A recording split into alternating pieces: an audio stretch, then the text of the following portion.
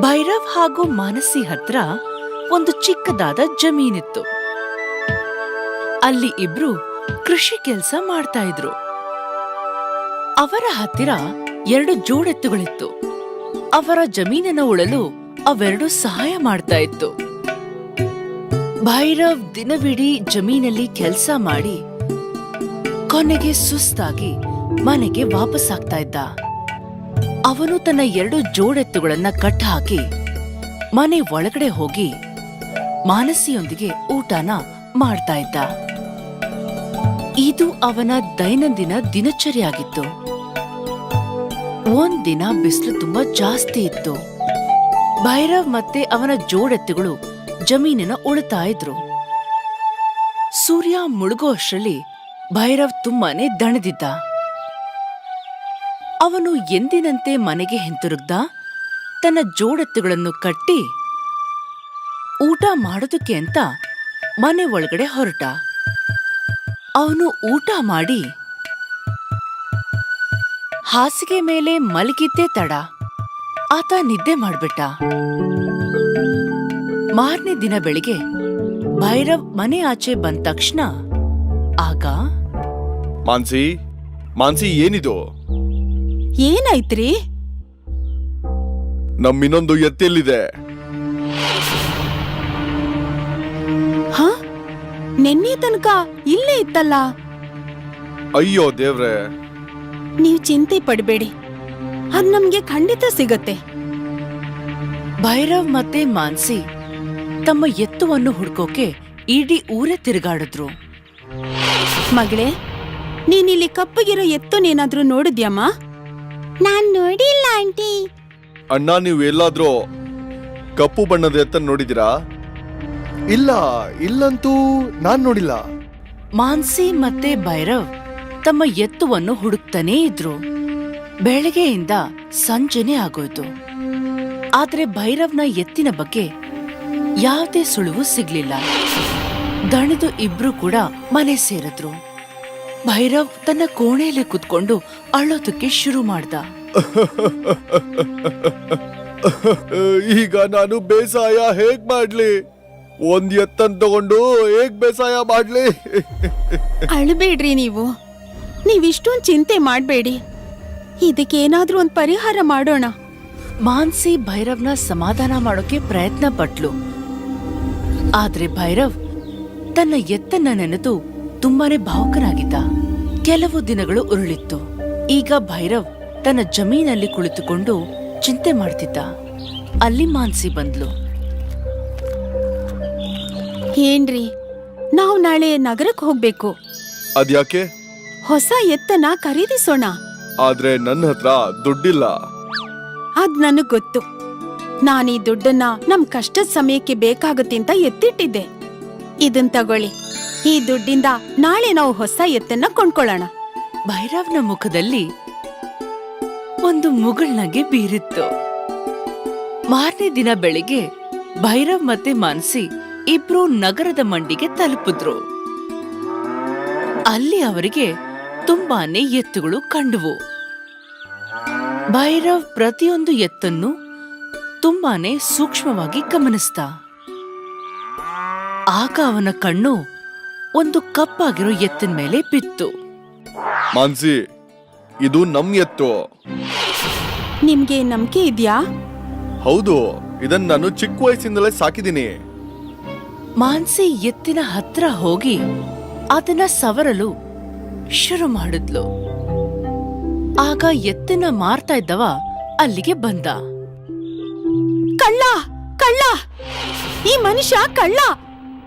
ಈ ಮನುಷ್ಯನೇ ನಮ್ ಎತ್ತನ್ನ ಕದ್ದಿರೋದು. ಸ್ವಲ್ಪ ಜನರು ಅಲ್ಲಿ ಬಂದು ಸೇರಿದ್ರು. ಆ ಎತ್ತಿನ ಕಳ್ಳ ಭಯಭೀತನಾದ. ಆದ್ರೆ ಅವನು ಅದನ್ನ ಒಪ್ಕೊಳ್ಳಿಲ್ಲ. ಇದು ನನ್ ಎತ್ತು. ನಾನ್ ಇದನ್ನ ಕಳ್ತನ ಯಾಕೆ ಮಾಡ್ಲಿ? ಇದನ್ನ ನಾನು ಚಿಕ್ಕದ್ರಿಂದ ಸಾಕಿದ್ದೀನಿ. ಸುಳ್ಳು ಹೇಳ್ತಿದ್ಯಾ ನೀನು? ಈ ಎತ್ತು ನಮ್ದು, ಮತ್ತೆ ನಾವೇ ಇದನ್ನ ಚಿಕ್ಕದ್ರಿಂದ ಬೆಳೆಸಿರೋದು.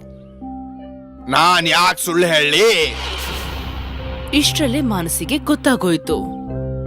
ಆ ಕಳ್ಳ ಅಷ್ಟು ಸುಲಭವಾಗಿ ಅವರ ಎತ್ತನ್ನ ಅವರಿಗೆ ವಾಪಸ್ ಕೊಡೋದಿಲ್ಲ ಅಂತ. ಮಾನಸಿ ಸ್ವಲ್ಪ ಹೊತ್ತು ಯೋಚನೆ ಮಾಡಿದ್ಲು. ಆಮೇಲೆ ಅವಳು ತನ್ನ ಎತ್ತಿನ 2 ಕಣ್ಣುಗಳನ್ನ ತನ್ನ 2 ಕೈಗಳಿಂದ ಮುಚ್ಚಿದ್ಲು. ಹೌದಾ? ಒಂದ್ ವೇಳೆ ಈ ಎತ್ತು ನಿಂದೆ ಆಗಿದ್ರೆ ಹೇಳು ನೋಡೋಣ. ಈ ಎತ್ತಿಗೆ ಯಾವ ಕಣ್ಣಿಗೆ ಏಟಾಗಿದೆ ಅಂತ ಹೇಳು. ಆ ವ್ಯಾಪಾರಿ ಸ್ವಲ್ಪ ಹೊತ್ತು ಯೋಚನೆ ಮಾಡಿ ಹೀಗ್ ಹೇಳ್ದ. ಬಲ್ಗಡೆ ಕಣ್ಣು. ನಿನಗೆ ನಂಬಿಕೆ ಇದೆ ಅಲ್ವಾ?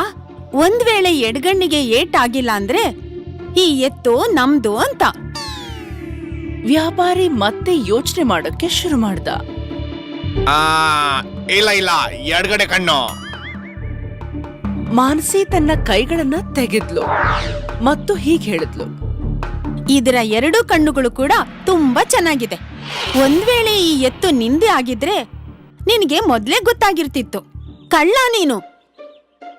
ಜನಗಳ ಎತ್ತುಗಳನ್ನೆಲ್ಲ ಕದ್ದು ಸಂತೆಗ್ ತಂದು ಅವುಗಳನ್ನೆಲ್ಲ ಮಾರ್ತಿದ್ಯಾ. ಅಲ್ಲಿ ನೆರೆದಂತಹ ಎಲ್ಲಾ ಜನರು ಆ ಕಳ್ಳ ವ್ಯಾಪಾರಿಗೆ ಹಿಗ್ಗಾಮುಗ್ಗ ಹೊಡೆದ್ರು. ಮಾನಸಿಯ ಬುದ್ಧಿವಂತಿಕೆಯಿಂದ ಕಳೆದೋದಂತಹ ಎತ್ತು ಭೈರವ್ಗೆ ಮತ್ತೆ ವಾಪಸ್ ಸಿಕ್ತು. ಅದಕ್ಕೆ ಹೇಳೋದು, ಏನೇ ಕೆಲ್ಸ ಮಾಡಿದ್ರು ಯೋಚನೆ ಮಾಡಿ ಮಾಡ್ಬೇಕು ಅಂತ.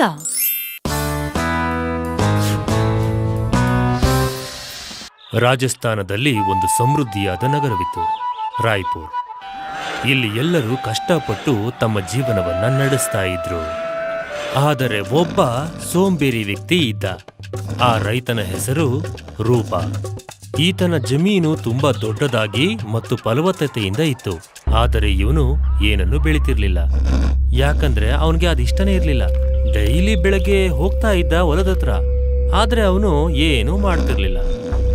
ದಿನದಿಂದ ದಿನಕ್ಕೆ ಅವರ ಮನೆಯ ಪರಿಸ್ಥಿತಿ ತುಂಬಾನೇ ಹದಗೆಡ್ತಾ ಇತ್ತು. ಆದರೆ ರೂಪನ ಪತ್ನಿ ಲೀಲಾಗೆ ಮನೆಯನ್ನ ಸಂಭಾಳಿಸೋದು ಕಷ್ಟ ಆಗ್ತಾ ಇತ್ತು. ಯಾಕಂದ್ರೆ ಮನೆಯಲ್ಲಿದ್ದ ಎಲ್ಲ ದವಸ ಧಾನ್ಯಗಳು ಕಡಿಮೆ ಆಗ್ತಾ ಇತ್ತು. ಒಂದು ದಿನ ನೀಲ ನಿರ್ಧರಿಸಿ ಬಿಟ್ಲು, ನಾನು ರೂಪಾನ ಜೊತೆ ಹೊಲಕ್ಕೆ ಹೋಗ್ಲೇಬೇಕು ಅಂತ. ಮುಂದಿನ ದಿನ ರೂಪ ಹೊಲಕ್ಕೆ ಹೋಗೋದಕ್ಕೆ ಹೊರಟೇ ಬಿಟ್ಟಿದ್ದ. ಆಗ ಲೀಲಾ ಅಡ್ಡ ಬಂದೇ ಬಿಟ್ಲು. ಇನ್ಮೇಲೆ ನಾನು ನಿಮ್ ಜೊತೆ ಹೊಲಕ್ ಬರ್ತೀನಿ. ರೂಪನಿಗೆ ಅರ್ಥ ಆಗೇ ಹೋಯ್ತು, ತನ್ನ ಕತೆ ಈಗ ಮುಗೀತು ಅಂತ.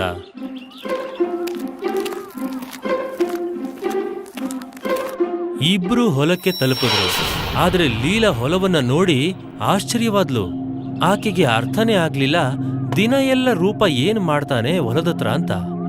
ಆಕೆ ರೂಪನ್ನ ತುಂಬಾ ಕೋಪದಿಂದ ನೋಡಿದ್ಲು. ರೂಪ ಆ ಕಡೆ ಈ ಕಡೆ ನೋಡಿದ್ಲು. ಆಮೇಲೆ ಯೋಚನೆ ಮಾಡಿದ್ಲು, ನಾನೇ ಈತನಿಗೆ ಕಷ್ಟಪಡೋದನ್ನ ಕಲಿಸ್ಬೇಕು ಅಂತ.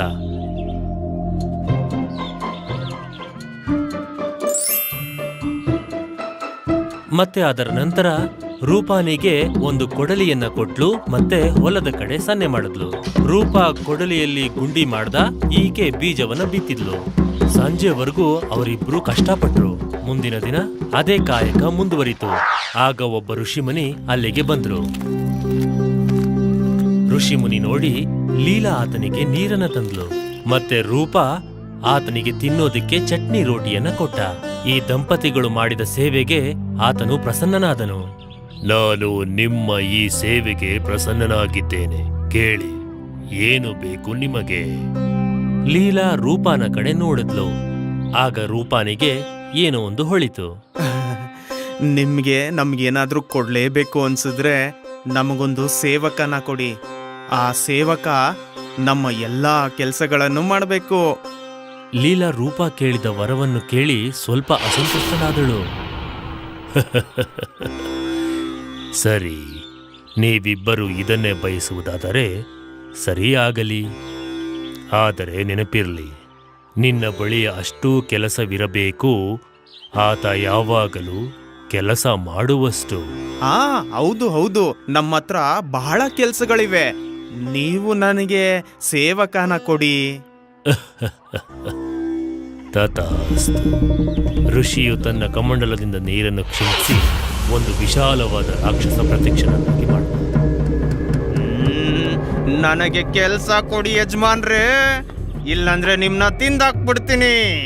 ರೂಪ ಮತ್ತೆ ಲೀಲಾ ಸ್ವಲ್ಪ ಹೆದರ್ಕೋತಾರೆ. ನೀನೋಗಿ ಬಿತ್ತನೆ ಕೆಲ್ಸನ ಶುರು ಮಾಡು.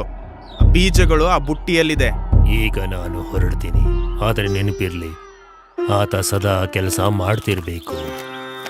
ಋಷಿ ಮುನಿ ಹೊರಡ್ತಿದ್ದಾಗೇನೆ ರಾಕ್ಷಸ ಒಂದೇ ಕ್ಷಣದಲ್ಲಿ ಪ್ರತ್ಯಕ್ಷನಾದ. ಬೀಜಗಳನ್ನ ಬಿತ್ತಾಯ್ತು, ನನಗೆ ಕೆಲ್ಸ ಕೊಡಿ ಯಜಮಾನ್ರೆ, ಇಲ್ಲಾಂದ್ರೆ ನಿಮ್ನ ತಿಂದಾಕ್ಬಿಡ್ತೀನಿ. ಇಷ್ಟು ಬೇಗನೆ? ಈಗೊಂದು ಕೆಲಸ ಮಾಡು, ಅಲ್ಲಿ ಮರ ಕಡಿಯೋ ಕೆಲಸ ಅರ್ಧದಲ್ಲಿ ನಿಂತಿದೆ, ಅದನ್ನ ಪೂರ್ತಿ ಮಾಡು. ರಾಕ್ಷಸ ಅಲ್ಲಿಂದ ಮಾಯವಾಗ್ತಾನೆ. ಅಲ್ಲ, ಅದೇನ್ ಕೇಳಿದ್ರಿ ನೀವು? ಅದು ನಿಮ್ಮನ್ನ ತಿನ್ನುವಂತ ಮಾತಾಡ್ತಾ ಇರೋದು. ನನಗೂ ಈಗ ಭಯ ಆಗ್ತಿದೆ. ನನಗೆ ಈ ರಾಕ್ಷಸ ನನ್ನ ತಿಂದಾಕ್ಬಿಡುತ್ತೆ ಅನ್ನಿಸ್ತಿದೆ. ತನ್ನ ಎಲ್ಲ ಕೆಲಸಗಳನ್ನ ಬೇಗನೆ ಮುಗಿಸ್ಕೊಂಬಂದು ನನ್ನ ತಿನ್ನೋ ಮಾತೇ ಮಾತಾಡುತ್ತೆ. ಇದ್ರ ಬದಲು ನಾನೇ ಕೆಲಸ ಮಾಡಿರ್ಬೋದು. ಅಚಾನಕ್ ಆಗಿ ಲೀಲಾಗೆ ಒಂದು ಏನೋ ಹೊಳಿತು. ಆಕೆ ರಾಕ್ಷಸ ಬರೋದನ್ನೇ ಕಾಯ್ತಾ ಇದ್ಲು. ಆಗ ರಾಕ್ಷಸ ಅಲ್ಲಿಗೆ ತಲುಪದ. ರಾಕ್ಷಸ ಮಾತಾಡೋದಕ್ಕಿಂತ ಮುಂಚೆನೆ ಲೀಲಾ ಮಾತಾಡಿದ್ಲು. ನಮ್ಮ ಊರಿನ ಹೊರಗಡೆ ಒಂದು ನಾಯಿ ಇದೆ, ಮೋತಿ ಅಂತ. ಹೋಗಿ ಅದರ ಬಾಲನ ನೆಟ್ಟಗ್ ಮಾಡು. ಅಲ್ಲಿಂದ ರಾಕ್ಷಸ ಮಾಯವಾದ. ಸಂಜೆ ಆದ್ರೂ ರಾಕ್ಷಸ ಬರ್ಲೇ ಇಲ್ಲ. ಇಷ್ಟೊತ್ತಿಗೆ ರಾಕ್ಷಸ ನಾಯಿ ಬಾಲನ ನೆಟ್ಟಗ್ ಮಾಡಿರ್ತಾನಲ್ಲ. ರೂಪಾನ ಮಾತನ್ನು ಕೇಳಿ ಲೀಲಾ ನಗೋದಕ್ ಶುರು ಮಾಡಿದ್ಲು. ಮತ್ತೆ ಹೇಳಿದ್ಲು, ಅಯ್ಯೋ ನನ್ನ ದಡ್ಡ ಸ್ವಾಮಿ, ನಾನು ಅವ್ರಿಗೆ ಯಾವತ್ತೂ ಮುಗಿದೇ ಇರುವಂತ ಕೆಲ್ಸ ಕೊಟ್ಟಿರೋದು. ಮತ್ತೆ ಇವತ್ತಿಂದ ನೀವು ಗಮನ ಕೊಟ್ಟು ಕೆಲ್ಸ ಮಾಡ್ಬೇಕು, ಇಲ್ದೆ ಹೋದ್ರೆ ಈ ರಾಕ್ಷಸ ನಿಮ್ಮನ್ನ ತಿಂದು ಹಾಕ್ಬಿಡ್ತಾನೆ.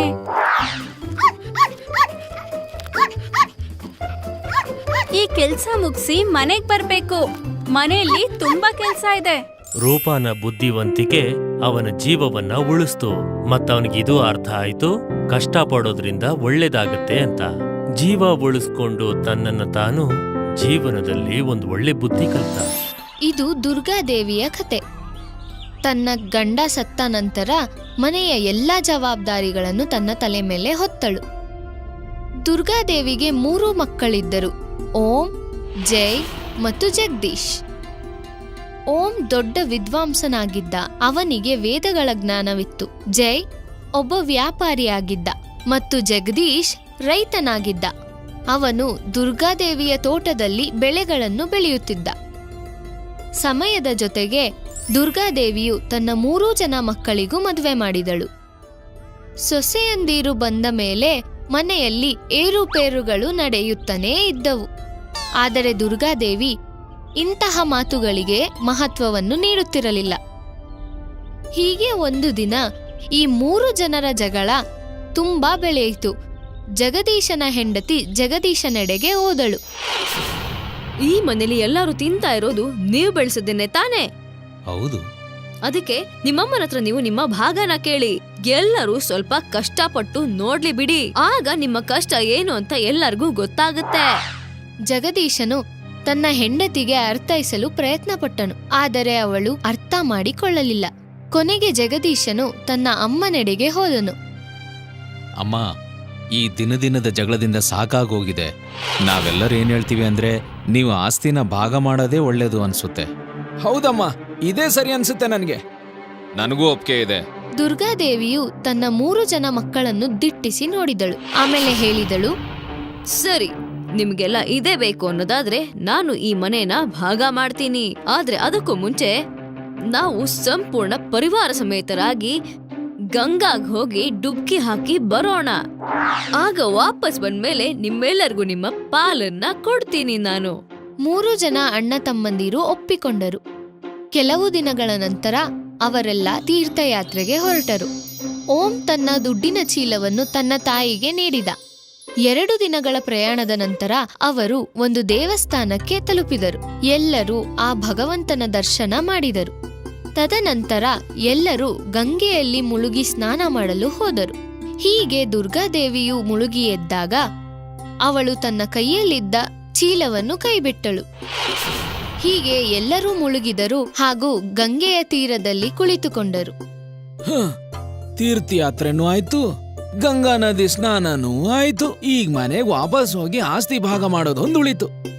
ಹಾ, ಹೋಗೋಣ. ಆದ್ರೆ ಏನಾಯ್ತಮ್ಮ?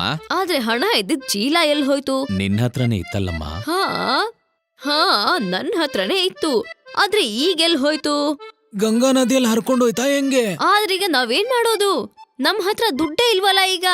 ನಾವೀಗ ಮನೆಗೆ ಹೇಗ್ ಹೋಗೋದು? ಚಿಂತೆ ಮಾಡ್ಬೇಡಿ, ನನಗೆ ಮೂರ್ ಜನ ಮಕ್ಕಳಿದ್ದಾರೆ. ಇವ್ರೇನಾದ್ರೂ ಮಾಡೇ ಮಾಡ್ತಾರೆ. ಓಂ, ಜಯ್, ಜಗದೀಶ್, ನಾವು ಇಲ್ಲೇ ಕಾಯ್ತಾ ಇರ್ತೀವಿ. ನೀವು ಹೋಗಿ ಸ್ವಲ್ಪ ದುಡ್ಡನ್ನ ತಗೊಂಡ್ ಬನ್ನಿ ಎಲ್ಲಿಂದಾದ್ರೂ. ಆಯ್ತಮ್ಮ. 3 ಜನ ಅಣ್ಣ ತಮ್ಮಂದಿರು 3 ದಿಕ್ಕಿನಲ್ಲಿ ಹೊರಟರು. ಓಂ ಒಂದು ಹಳ್ಳಿಯನ್ನು ತಲುಪಿದನು. ಅಲ್ಲಿ ಒಬ್ಬ ಮನುಷ್ಯ ಅಳುವುದನ್ನು ಕಂಡನು. ಏನಾಯ್ತಣ್ಣ? ನಮ್ ತಂದೆ ಇರೋ ಬರೋ ಆಸ್ತಿನೆಲ್ಲ ನಮ್ 4 ಜನ ಅಣ್ಣ ತಮ್ಮರಲ್ಲಿ ಸಮಾನವಾಗಿ ಹಂಚಿದ್ರು, ಬೆಕ್ಕು ಒಂದನ್ನ ಬಿಟ್ಟು. ಅದಕ್ಕೆ ಸರ್ಪಂಚ್ ಹೇಳಿದ್ರು, ಆ ಬೆಕ್ಕಿನ ಒಂದೊಂದು ಕಾಲು ನಮ್ 4 ಜನರದು ಅಂತ. 2 ದಿನ ಮುಂಚೆ ಆ ಬೆಕ್ಕಿಗಿರೋ ನನ್ನ ಭಾಗದ ಕಾಲಿಗೆ ಏಟಾಗಿತ್ತು. ನಾನು ಆ ಕಾಲಿಗೆ ತುಪ್ಪ ಹಚ್ಚಿದ ಬಟ್ಟೆ ಸುತ್ತಬಿಟ್ಟೆ. ಬೆಕ್ಕು ಆ ಬಟ್ಟೆನ ಸುತ್ತಕೊಂಡು ಹೊಲೆ ಹತ್ರ ಹೋಯ್ತು. ಆ ಬಟ್ಟೆಗೆ ಬೆಂಕಿ ಹತ್ತೋಯ್ತು. ಆಮೇಲೆ ನೋಡ್ತಿದ್ದಂಗೆ ಆ ಬೆಕ್ಕು ಎಷ್ಟೊಂದು ಮನೆಗಳನ್ನ ಸುಟ್ಬಿಡ್ತು. ನಾನ್ ನೋಡಿದ್ರೆ ಬಡವ, ಅವ್ರಿಗೆಲ್ಲ ಪರಿಹಾರದ ಹಣ ಕೊಡಬೇಕು. ಈಗ ನೀನೇ ಹೇಳು, ನಾನು ಏನ್ ಮಾಡ್ಲಿ? ನಾನ್ ನಿನ್ ಸಮಸ್ಯೆಗೆ ಪರಿಹಾರ ಹುಡುಕೊಟ್ರೆ ನೀನ್ ನನಗೇನ್ ಕೊಡ್ತೀಯಾ? ನನ್ನ ಹತ್ರ 4 ಎತ್ತಿನ ಗಾಡಿಗಳಿದೆ, ಅದ್ರಲ್ಲಿ 2 ನಾನು ನಿನಗೆ ಕೊಟ್ಬಿಡ್ತೀನಿ. ಸರಿ, ಹಾಗಾದ್ರೆ ನೀನ್ ನಿನ್ 3 ಜನರ ತಮ್ಮಂದ್ರನ್ನ ಮತ್ತು ಊರ್ ಜನರನ್ನೆಲ್ಲ ಒಂದ್ ಕಡೆ ಸೇರಿಸು. ಎಲ್ಲಾ ಗ್ರಾಮಸ್ಥರು ಒಂದು ಮರದ ಕೆಳಗೆ ಸೇರಿದರು. ಮದನ್ ಬೆಕ್ಕಿನ ತನ್ನ ಭಾಗದ ಕಾಲಿಗೆ ಬಟ್ಟೆ ಕಟ್ಟಿದ್ದು ಸತ್ಯನಾ? ಅವನ್ ಬಟ್ಟೆ ಯಾಕೆ ಕಟ್ಟಿದ್ದ? ಯಾಕಂದ್ರೆ ಬೆಕ್ಕಿನ ಆ ಕಾಲಿಗೆ ಏಟಾಗಿತ್ತಪ್ಪ. ಹಾಗಾದ್ರೆ ಆ ಬೆಕ್ಕು ಆ ಕಾಲ್ನಿಂದ ಸರಿಯಾಗಿ ನಡೆಯಕ್ ಆಗ್ತಾನೆ ಇರ್ಲಿಲ್ಲ. ಮತ್ ಹೇಗ್ ನಡೀತು? ಯಾಕಂದ್ರೆ ಅದರ ಮಿಕ್ಕ 3 ಕಾಲ್ಗಳು ಚೆನ್ನಾಗಿದ್ವಪ್ಪ, ಅದಕ್ಕೆ ಅದು ನಡೆಯಕ್ ಸಾಧ್ಯ ಆಯ್ತು. ಅಂದ್ರೆ ಅದರ ಮಿಕ್ಕ 3 ಕಾಲ್ಗಳು ಚೆನ್ನಾಗಿದ್ವು. ಇದ್ರ ಕಾರಣದಿಂದ ಬೆಕ್ಕು ಊರ್ಗೆಲ್ಲ ಬೆಂಕಿ ಹಚ್ಚಿತು. ಆದ್ದರಿಂದ ಪರಿಹಾರ ಈ 3 ಕಾಲ್ಗಳು ಒಡೆಯರಾದ ಇವ್ರ್ ಕಟ್ಬೇಕು, ಮದನ್ ಅಲ್ಲ. ನೀನ್ ಹೇಳ್ತಿರೋ ಮಾತು ಸರಿಯಾಗೇ ಇದೆ. ಓಂ ಮದನ್ನ ಸಮಸ್ಯೆಯನ್ನು ಬಗೆಹರಿಸಿದ ಮತ್ತು ಅವನಿಗೆ 2 ಎತ್ತಿನ ಗಾಡಿಗಳು ದೊರಕಿದವು. ಜೈ ಒಂದು ನದಿಯ ತೀರಕ್ಕೆ ತಲುಪಿದ. ಅಲ್ಲಿ ರಾಜ ಒಂದು ಘೋಷಣೆ ಮಾಡುತ್ತಿದ್ದರು. ಯಾವ ವ್ಯಕ್ತಿ ನನಗೆ ಈ ಆನೆಯ ಭಾರ ಹೇಳ್ತಾನೋ, ನಾನು ಅವನಿಗೆ 1,000 ಬಂಗಾರದ ನಾಣ್ಯಗಳು ಉಡುಗೊರೆ ಹಾಕೊಡ್ತೀನಿ. ಜೈ ತಕ್ಷಣ ರಾಜನ ಬಳಿಗೆ ಹೋದ. ಮಹಾರಾಜರೇ, ನಾನ್ ಇದನ್ ಮಾಡಬಲ್ಲೆ, ಆದ್ರೆ ಇದಕ್ಕೋಸ್ಕರ ನನಗೆ ಒಂದು ದೋಣಿ ಮತ್ತು ಬಹಳಷ್ಟು ಬೇಳೆ ಮೂಟೆಗಳು ಬೇಕಾಗುತ್ತೆ. ಸರಿ. ರಾಜನು ಜೈಗೆ ಒಂದು ದೋಣಿಯನ್ನು ನೀಡಿದ. ಈಗ ಈ ದೋಣಿನ ನದಿಗೆ ಇಳಿಸಿ, ಅದರಲ್ಲಿ ಆನೆನ ಕೂರ್ಸಿ. ಸೈನಿಕರು ಆನೆಯನ್ನು ದೋಣಿಯಲ್ಲಿ ಕೂರಿಸಿದರು.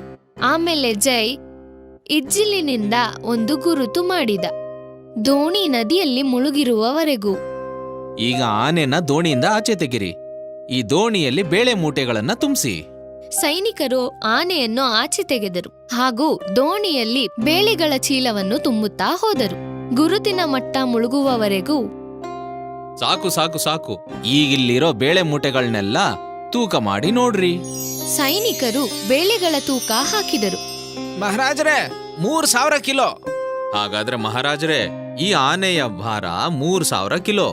ತುಂಬಾ ಒಳ್ಳೆ ಕೆಲ್ಸ ಜೈ. ತಗೋ ನಿನ್ನ 1,000 ಬಂಗಾರದ ನಾಣ್ಯ.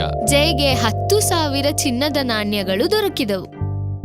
ಜಗದೀಶನು ಒಂದು ತೋಟವನ್ನು ತಲುಪಿದ. ಅಲ್ಲಿ ಸ್ವಲ್ಪ ಜನ ಮಾತನಾಡುತ್ತಿದ್ದರು. ಏನ್ ಸಮಸ್ಯೆ ಇದೆ?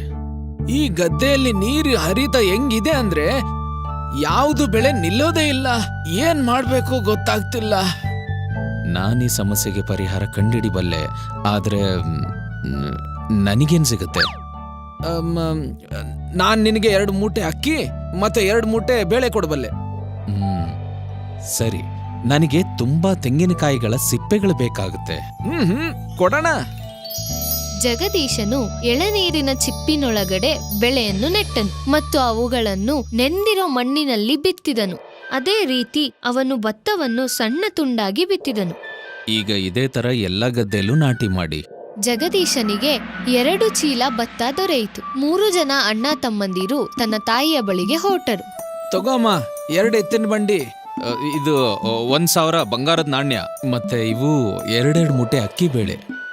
ನೀವು 3 ಜನ ಸೇರಿ ಬೇರೆ ಬೇರೆ ವ್ಯವಸ್ಥೆ ಮಾಡಿದೀರಾ.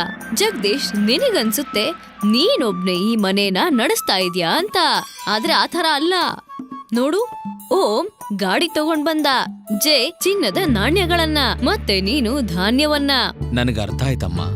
ಈಗ ಹೇಳಿ, ನೀವು ಬೇರೆ ಬೇರೆ ಆಗ್ತೀರಾ ಅಂತ? ಇಲ್ಲ ಅಮ್ಮ, ನಮ್ಗೆ ಅರ್ಥ ಆಗೋಯ್ತು. ನಾವು ಬೇರೆ ಬೇರೆನೆ, ಆದ್ರ ಜೊತೆಲಿದ್ರೇನೆ ಸಂಪೂರ್ಣ ಅಂತ. ಒಳ್ಳೇದಾಯ್ತು. ಹೀಗೆ ದುರ್ಗಾದೇವಿಯು ಆಸ್ತಿ ಭಾಗ ಮಾಡುವುದನ್ನು ತಡೆದಳು. ಹೀಗೆ 3 ಜನಕ್ಕೂ ಅವರ ಮೌಲ್ಯವನ್ನು ತಿಳಿಸಿದಳು. ಹೀಗೆ ಮಕ್ಕಳೇ, ಈ ಕತೆ ನಮಗೇನನ್ನು ತಿಳಿಸುತ್ತೆಂದರೆ, ನಾವು ಯಾವಾಗಲೂ ಎಲ್ಲರ ಜೊತೆ ಪ್ರೀತಿಯಿಂದ ಬದುಕಬೇಕು.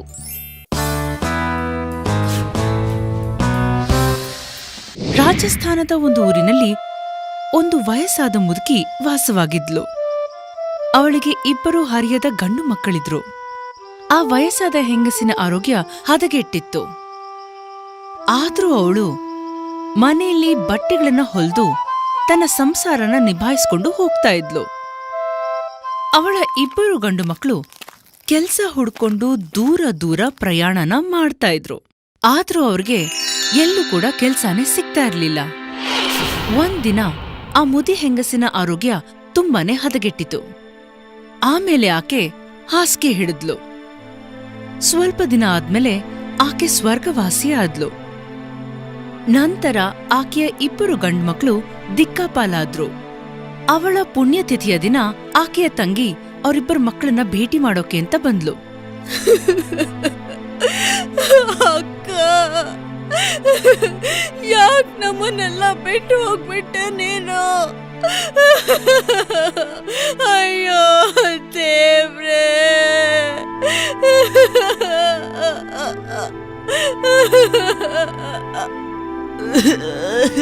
ಚಿಕ್ಕಮ್ಮ, ಅಮ್ಮ ಬೇಕು, ಅಮ್ಮ. ಸ್ವಲ್ಪ ಸಮಯದ ನಂತರ ಆಕೆಯ ತಂಗಿಗೆ ಅಕ್ಕ ಹೇಳಿದ ಒಂದು ಮಾತು ಜ್ಞಾಪಕಕ್ಕೆ ಬಂತು. ಆಕೆ ತನ್ನ ಚೀಲದಿಂದ 2 ಬಾಕ್ಸ್ನ ತೆಗೆದುಕೊಂಡ್ಲು. ಇಬ್ಬರಿಗೂ ಒಂದೊಂದು ಬಾಕ್ಸ್ನ ಕೊಟ್ಲು. ಈ ಡಬ್ಬ ನನಗೆ ನಿಮ್ಮಮ್ಮ ಕೊಟ್ಟಿತ್ತು. ಮತ್ತೆ ಹೇಳಿದ್ಲು, ಇದನ್ನ ನಿಮಗೆ ಅವಳು ಸತ್ತ ಮೇಲೆ ಕೊಡ್ಬೇಕು ಅಂತ. ಇದ್ರಲ್ಲಿ ಏನಿದೆ? ಏನಿದೆ ಅಂತ ಗೊತ್ತಿಲ್ಲ, ಆದ್ರೆ ಅಕ್ಕ ಹೇಳೋಗಿದ್ದಿಷ್ಟೇ, ಇದನ್ನ ಒಂಟಿಯಾಗಿ ತೆಗಿಬಾರ್ದು ಅಂತ. ಸರಿ ಚಿಕ್ಕಮ್ಮ. ಈಗ ನಾನು ಹೊರಡ್ತೀನಿ. ಮನೇಲಿ ಮಕ್ಕಳ ಜೊತೆ ಯಾರೂ ಇಲ್ಲ. ಮತ್ತೆ ಅವ್ರ ಅಪ್ಪ ಕೂಡ ಕೆಲ್ಸದ ಮೇಲೆ ಹೊರಗಡೆ ಹೋಗಿದ್ದಾರೆ. ಈಗ ನಾನು ಹೋಗ್ಬೇಕು. ಆದ್ರೆ ನೀವಿಬ್ರು ಯೋಚನೆ ಮಾಡ್ಬೇಡಿ, ನಾನು ಅವಾಗವಾಗ ಬರ್ತಾ ಇರ್ತೀನಿ. ನಿಮ್ಮಮ್ಮ ಸತ್ತ ಮೇಲೆ ನಿಮ್ಮಿಬ್ಬರನ್ನ ನಾನೇ ನೋಡ್ಕೊಳ್ಬೇಕಲ್ವಾ ಅಕ್ಕ?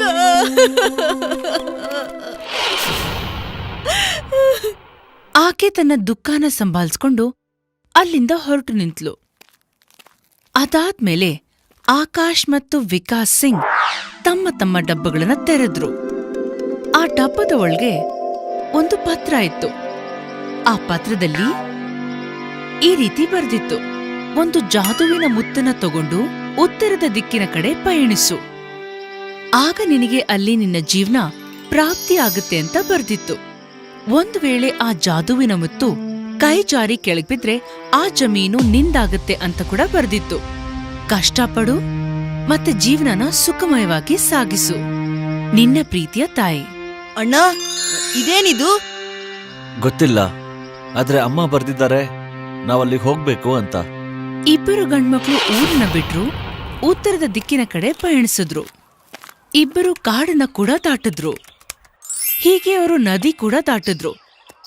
ಈಗ ನಡೀತಾ ನಡೀತಾ ಒಂದು ಮುಖ್ಯವಾದ ಜಮೀನಿಗೆ ಬಂದು ಸೇರಿದ್ರು. ಹಾಗೆ ವಿಕಾಸ್ ಕೈಯಿಂದ ಗೊತ್ತಿಲ್ಲದೆ ಆ ಮುತ್ತು ಕೈಜಾರ್ ಕೆಳಗ್ ಬಿತ್ತು.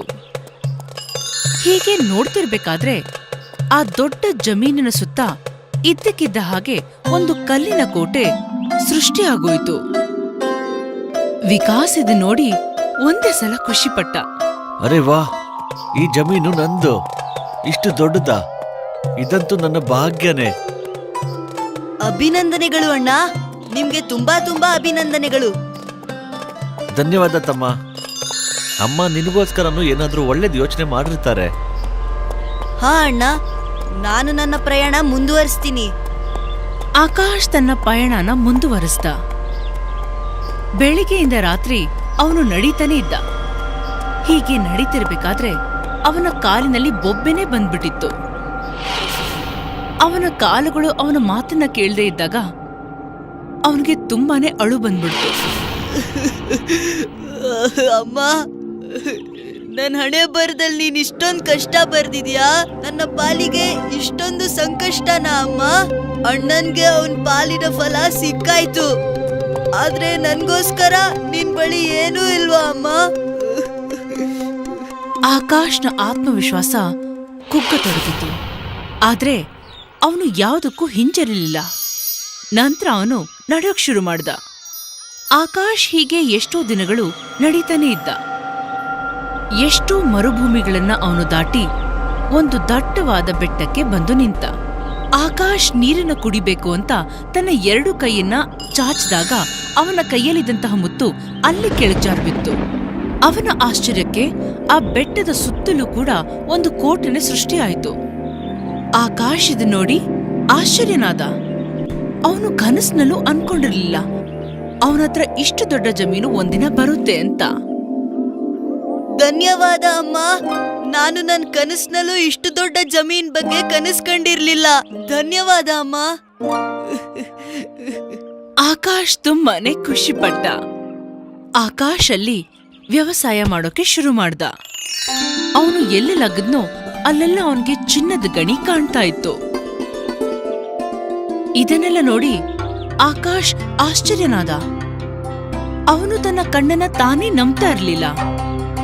ತನ್ನ ಜಮೀನಲ್ಲಿ ಸಿಕ್ಕಂತಹ ಚಿನ್ನದ ಗಣಿನ ಎತ್ಕೊಂಡು ಆಕಾಶ್ ಸಂತೆಗೆ ಬಂದಿಳಿದ. ಅಲ್ಲಿ ಅವನಿಗೆ ಅವನ ಅಣ್ಣ ವಿಕಾಸ್ ಸಿಕ್ದ. ತಮ್ಮ, ನೀನಿಲ್ಲಿ? ಹಾ ಅಣ್ಣ, ನಾನು ಆ ಮುತ್ತನ್ನ ಹಿಡ್ಕೊಂಡು ತುಂಬಾ ದಿವ್ಸ ಊಟ ನಿದ್ದೆ ಇಲ್ದೆ ಓಡಾಡ್ದೆ. ನಾನು ತುಂಬಾ ಮರುಭೂಮಿಗಳನ್ನ ದಾಟ್ದೆ. ಆಮೇಲೆ ನಾನು ಒಂದ್ ಬೆಟ್ಟದ ಮೇಲೆ ಹೋಗ್ಬಿಟ್ಟು ನಿಂತ್ಕೊಂಡೆ. ಅಲ್ಲೇ ನನ್ನ ಮುತ್ತು ಬಿತ್ತು. ಆಮೇಲೆ ಆ ಇಡೀ ಬೆಟ್ಟ ನಂದೇ ಆಗೋಯ್ತು. ನಾನು ಅಲ್ಲಿ ಅಗ್ಯಾಕ್ ಶುರು ಮಾಡಿದಾಗ ನನ್ಗೆಲ್ಲಾ ಕಡೆ ಬರೀ ಬಂಗಾರನೇ ಸಿಕ್ತು. ಚಿನ್ನನ? ಅರೆ ಪರವಾಗಿಲ್ವೇ? ಅದಕ್ಕೆ ಹೇಳೋದು ತಮ್ಮ, ನಿಧಾನಕ್ಕೆ ಬಂದ್ರೂ ಒಳ್ಳೇದೇ ಆಗತ್ತೆ ಅಂತ. ನಿನಗೆ ನಿನ್ನ ಜಮೀನು ತುಂಬಾ ಕಷ್ಟಪಟ್ಟ ಮೇಲೆ ಸಿಕ್ತು, ಆದ್ರೂ ನಿನಗೆ ಚಿನ್ನದಂತ ಜಮೀನೇ ಸಿಕ್ತು. ಹಾ ಅಣ್ಣ, ಅದು ಮತ್ತೆ ಅಮ್ಮನ ಆಶೀರ್ವಾದದಿಂದನೇ ಇದೆಲ್ಲ ಮಾಡಕ್ ಸಾಧ್ಯ ಆಗಿದ್ದು. ಧನ್ಯವಾದ ಅಮ್ಮ. ಇಬ್ಬರು ಅಣ್ಣ ತಮ್ಮಂದಿರು ತುಂಬಾನೇ ಖುಷಿಯಾಗಿದ್ರು. ನಂತರ ಇಬ್ರು ಅಣ್ಣ ತಮ್ಮಂದಿರು ಒಟ್ಟಿಗಿರೋಕೆ ಶುರು ಮಾಡಿದ್ರು. ಈಗ ಇಬ್ರು ಜೀವನ ಕೂಡ ಸುಖಮಯವಾಗಿತ್ತು. ಅದಕ್ಕೆ ದೊಡ್ಡೋರು ಹೇಳೋದು, ತಾಳಿದವನು ಬಾಳಿಯಾನು ಅಂತ.